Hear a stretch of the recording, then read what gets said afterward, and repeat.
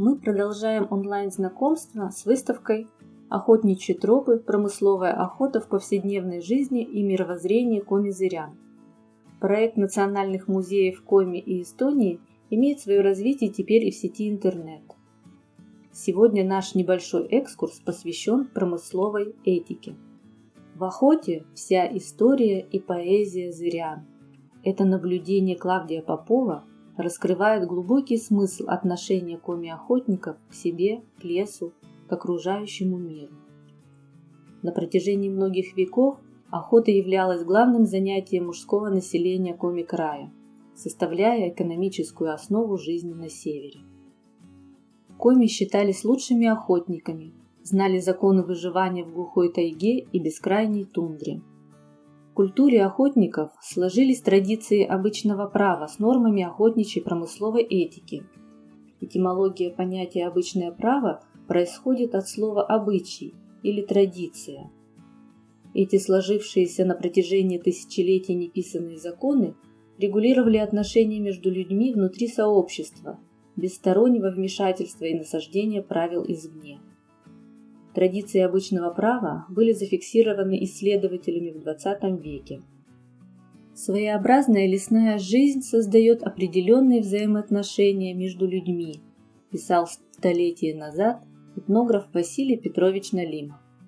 Здесь все основано на взаимном доверии и уважении прав другого человека.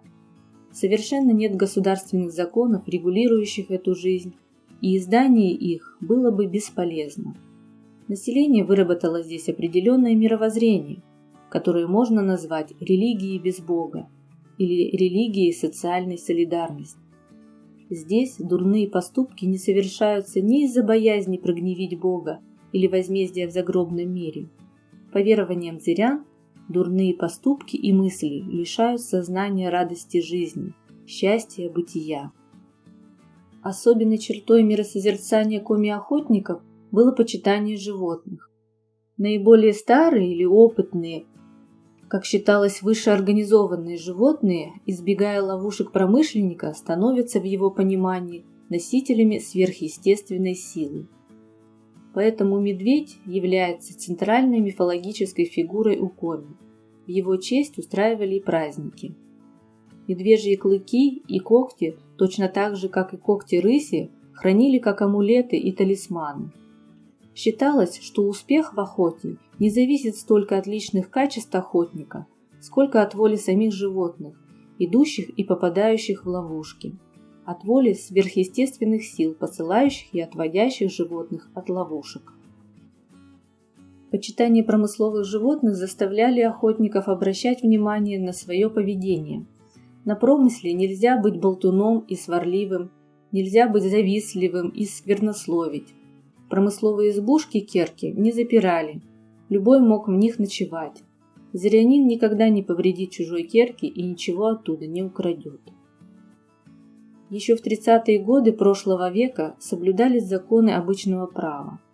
Устраивая промысловый путик и ставя керку в неосвоенных угодьях, зырянин закреплял за собой этот охотничий участок, то есть приобретал неограниченное право на владение им. Он мог подарить этот участок, передать его по наследству или продать. В своих охотничьих угодьях промышленник был полноправным хозяином. Это право распространялось не только на путики, но и на все речки, в которых ловили выдру и норку, удили рыбу. Для личных надобностей лес брался промышленникам безвозмездно. Промышленники, нарушающие эти вековые традиции по угодьям, наказывались самим населением. Все охотничьи угодья имели семейное происхождение.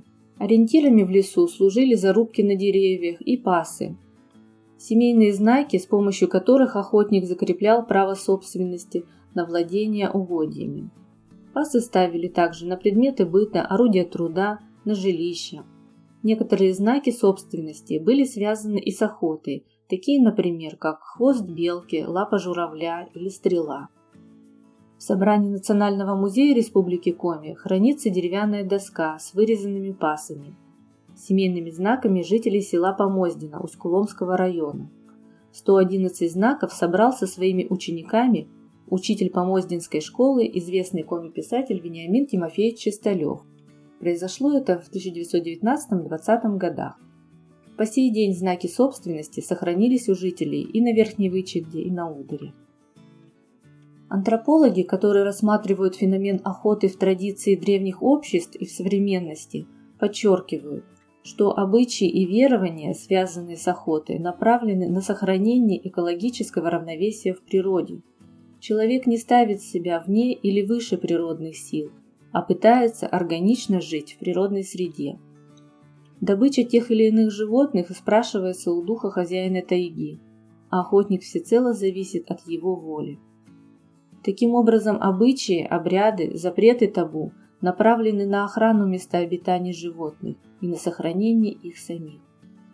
Промысловая этика берет свое начало из практики осуществления жизнедеятельности на определенной территории. Тем самым она тесно связана с природопользованием и экологией. Гармония природы и человека, как части окружающего мира, актуальна сегодня как никогда.